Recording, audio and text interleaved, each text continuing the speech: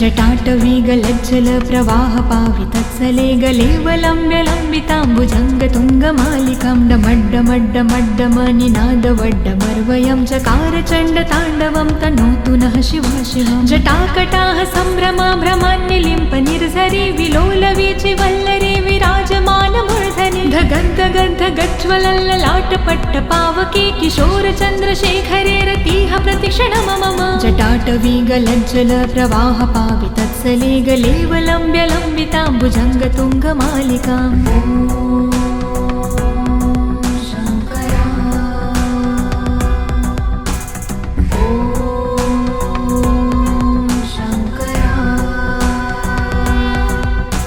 धराधरेन्द्रनन्दिनी विलासबन्धुबन्धुरसुराद्रिगन्धसन्तति प्रमोदमान मानसे कृपाकटाक्षधारिणी निरुद्धदुर्धरापदि कवच दिगम्बरे मनो विनोदमेतु वस्तुनि। जटाभुजङ्गपिङ्गल स्फुरत्फणामणि प्रभा कदम्ब कुङ्कुमाद्रवा प्रलिप्तदिग्वधूमुखे मदान्धसिन्धुरस्फुरत्वगुत्तरीयमेदुरे मनो विनोदधुत्तं बिम्भर्तु भूतभर्तरे।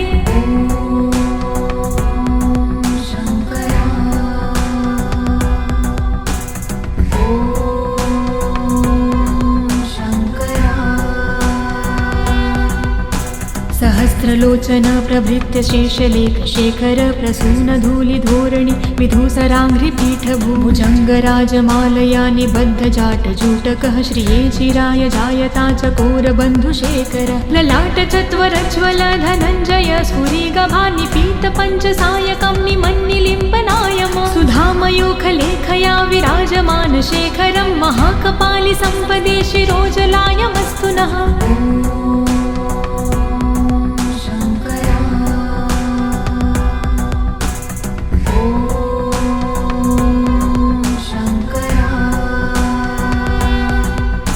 करालभालपट्टिकाधगद्धगद्धगज्वल धनञ्जयाधरीकृत प्रचण्ड पञ्चसायके धराधरेन्द्रनन्दिनी कुचाग्रचित्रपत्रक प्रकल्पनैकशिल्पिनी त्रिलोचने मते मम। नवीनमेघमण्डली निरुद्धदुर्धरस्फुरत् कहोनिशीथिनी तमः प्रबन्धबन्धुकन्धरः निलम्पि निर्झरीधरस्तनोतु कृत्तिसिन्धुरः कलानिधानबन्धुरः श्रियं जगन्धधुरन्धरः।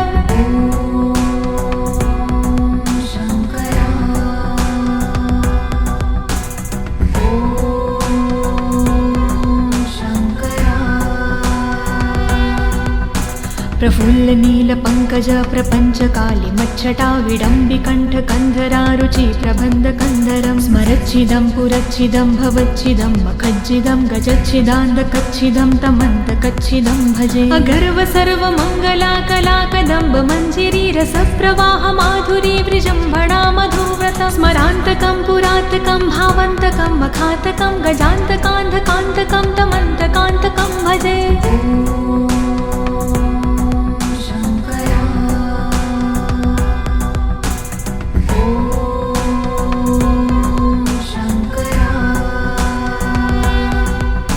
जयत्वद ब्रवीभ्रम भ्रमद्द जङ्गमस्फुर धगन्धगद्विनिर्गमत्करालबालहव्यव धिमिद्धिमिद्धिमिन्मृदङ्गतुङ्गमङ्गलं ध्वनिक्रम प्रवर्तित प्रचण्डताण्डव शिव। दृशद्विचित्रतल्पयोर्भुजङ्गमौक्तिकं स्रजो गरिष्ठरत्नलोष्टयो सह द्विपक्षपाक्षयो त्रिणारविन्दचक्षुषो प्रजामहिन् महेन्द्रयो समं प्रवर्तयन्मनः कदा सदा शिवं भजे।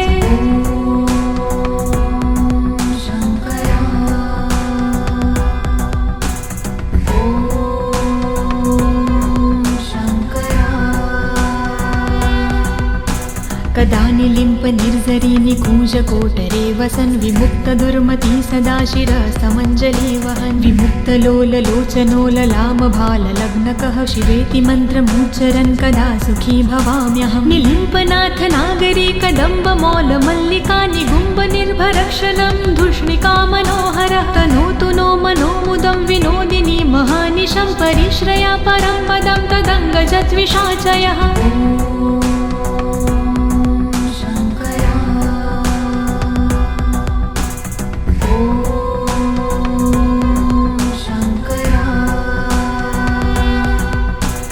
प्रचंड वाडवानल प्रभाशुभ प्रचारिणी महाष्टिसिद्धकामिनी जनावहूत जल्पना विमुक्त वामलोचनो विवाहकालिकध्वनि शिवेति मन्त्रभूषगो जगज्जयाय जायता इमं हि नित्यमेव मुक्तमुत्तमोत्तं स्तवं पठन् स्मरन् ब्रुवन्नरो विशुद्धमेति सन्ततं हरे गुरोसु भक्तिमाशु याति नायशागति विमोहनं हि देहनातु शङ्करस्य चिन्तनम्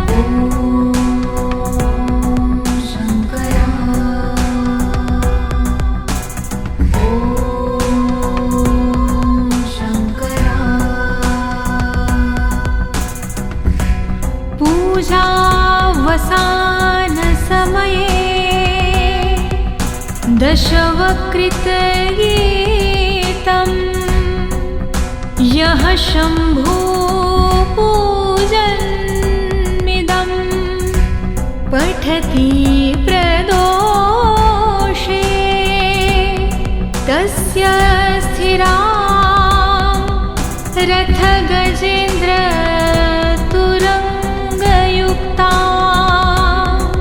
लक्ष्मी सदैव सुमुखी प्रददाति शम्भुः इति शिवताण्डवस्तोत्रं सम्पूर्णम्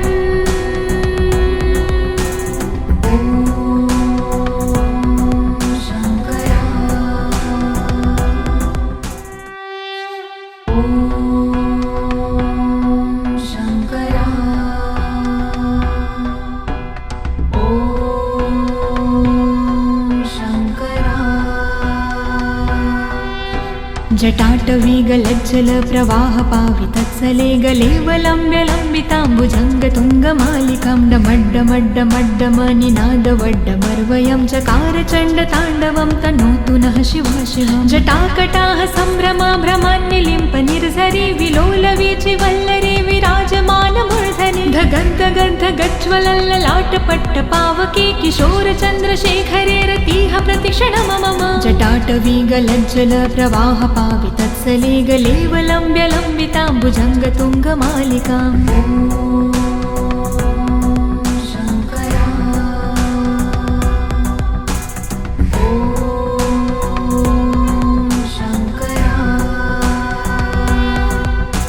धराधरेन्द्र नन्दिनी विलास बन्धु बन्धुरसुराद्रिगन्ध सन्तति प्रमोदमान मानसे कृपाकटाक्षधारिणी निरुद्ध दुर्धरापदि कवच दिगम्बरे मनो विनोद मे तु वस्तुनि जटाभुजङ्ग पिङ्गल स्फुरत्फणामणि प्रभा कदम्ब कुङ्कुमाद्रव प्रलिप्त दिग्वधूमुखे मदान्ध सिन्धुरस्फुरत्व गुत्तरीय मेदुरे मनो विनोद धुत्तं बिभर्तु भूत भर्तरे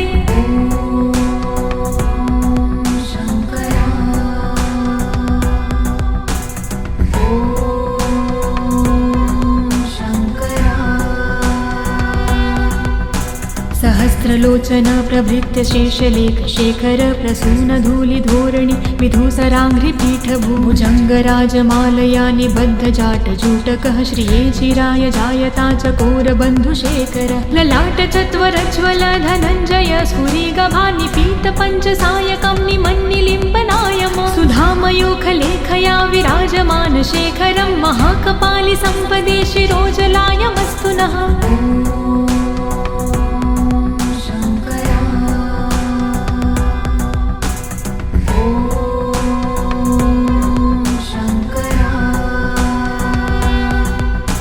कराल भाल पट्टिकाध गद्द गद्द गज्वल धनञ्जयाधरीकृत प्रचण्ड पञ्चसायके धराधरेन्द्र नन्दिनी कुचाग्रचित पत्रक प्रकल्पनैक शिल्पिनी त्रिलोचने मते मम नवीन मेघमण्डली निरुद्ध दुर्धर स्फुरत् कहो निशीथिनी तमः प्रबन्ध बन्धुकन्धर निलम्पि निर्झरीधरस्तनोतु कृत्ति सिन्धुरः कलानिधान बन्धुरः श्रियं जगन्ध धुरधर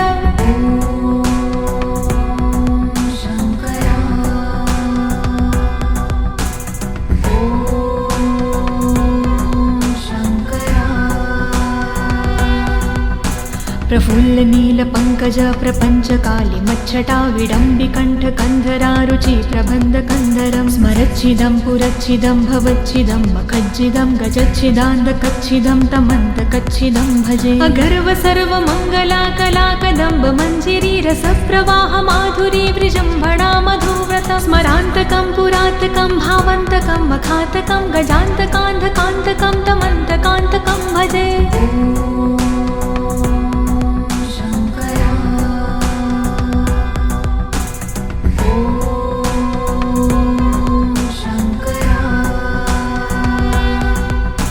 जयद्वद ब्रवीभ्रम ब्रमद्दजङ्गमस्फुरधगद्धगद्विनिर्गमत्करालबालहव्यव धिमिद्धिमिद्धिमिद्धिमिन्मृदङ्गतुङ्गमङ्गलं ध्वनिक्रम प्रवर्तित प्रचण्डताण्डव शिव दृशाद्विचित्रतल्पयोर्भुजङ्गमौक्तिकं स्रजो गरिष्ठरत्नलोष्टयो सह द्विपक्षपक्षयो त्रिणारविन्दचक्षुषो प्रजामहिन् महेन्द्रयो समं प्रवर्तयन्मनः कदा सदा शिवं भजे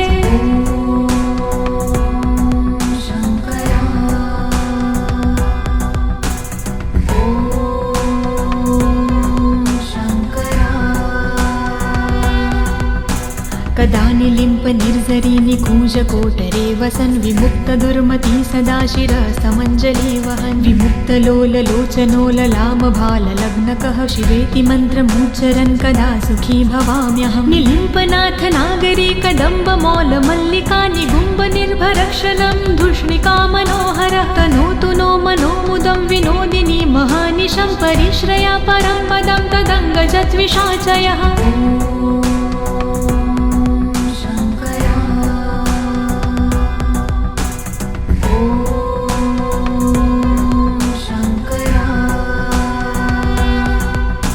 प्रचण्डवाडवानल प्रभाशुभ प्रचारिणी महाष्टिसिद्धकामिनी जनावहूतजल्पना विमुक्तवामलोचनो विवाहकालिकध्वनि शिवेति मन्त्रभूषगो जगज्जयाय जायता इमं हि नित्यमेव मुक्तमुक्तमोतं स्तवं पठन् स्मरन् ब्रुवन्नरो विशुद्धमेति सन्ततं हरे गुरो सुभक्तिमाशु याति नायशागति विमोहनं हि देहनातु शङ्करस्य चिन्तनम्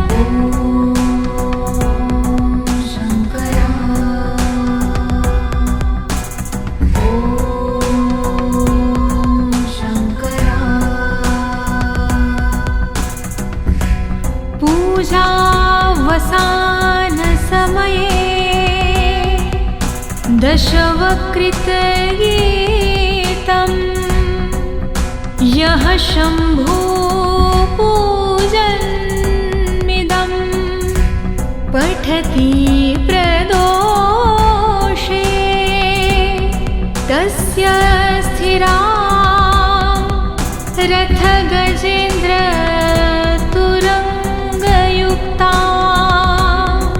लक्ष्मी सदैव सुमुखी प्रददाति शम्भुः इति